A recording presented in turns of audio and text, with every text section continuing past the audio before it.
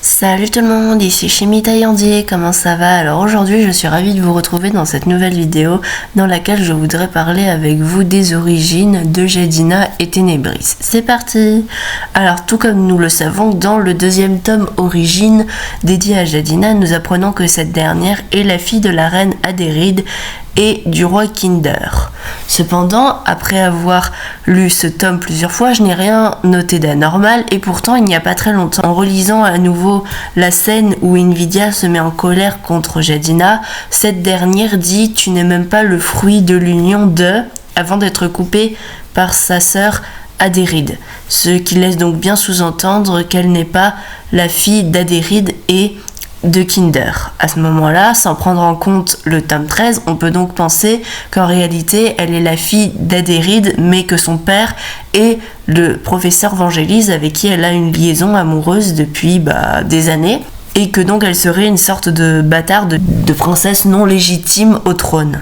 Par la suite, nous apprenons donc dans le tome 13 qu'en réalité, Ténébris et Jadina sont demi-sœurs et ont été créées par magie grâce à des potions un peu différentes qui ont permis à Adéride d'être enceinte. Mais je me suis quand même posé une question. Est-ce que ces potions qui ont été créées permettent à Adéride de tomber automatiquement enceinte ou est-ce qu'il fallait quand même malgré tout qu'elle ait un rapport avec Kinder ?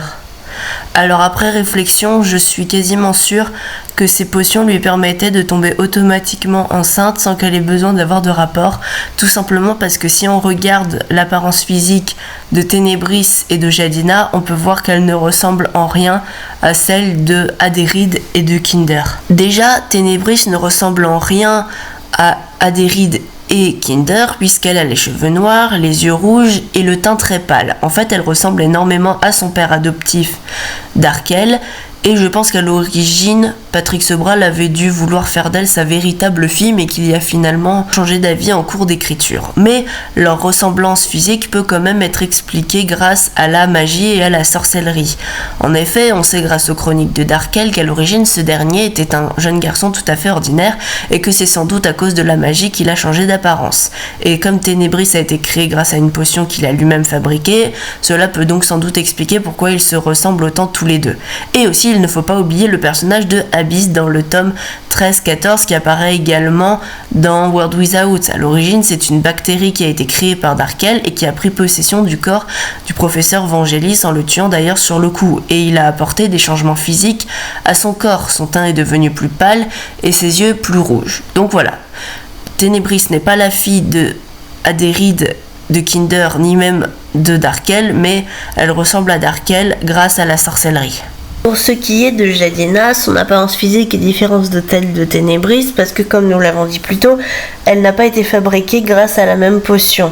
Mais cependant, il y avait quand même certains signes physiques qui montraient qu'elle n'était pas génétiquement liée à Adéride, ni à Kinder, ni au professeur Vangelis. En effet, sa couleur de peau est de couleur métisse et si on réfléchit bien, parmi ses parents, il n'y en a aucun qui ont cette même couleur de peau. Même Jadilina, son ancêtre, qui a d'ailleurs été créé par l'arbre de Gamera, a la peau de couleur bleue.